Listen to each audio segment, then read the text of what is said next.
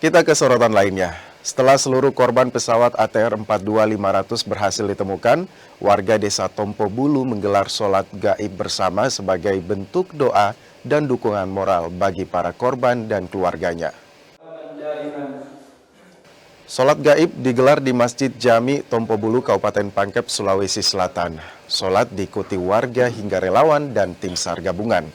Sholat digelar untuk mendoakan seluruh korban kecelakaan pesawat ATR 42500.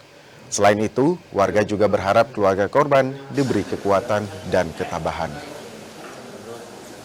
Kita setelah melaksanakan sholat Jumat sebagai bentuk keprihatinan kita dan turut berbelasungkawa terhadap 10 korban yang telah ditemukan.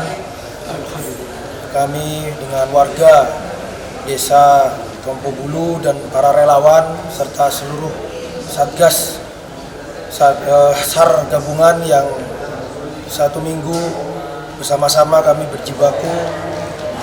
Alhamdulillah hari ini Allah memberikan jalan dan seluruhnya terevakuasi.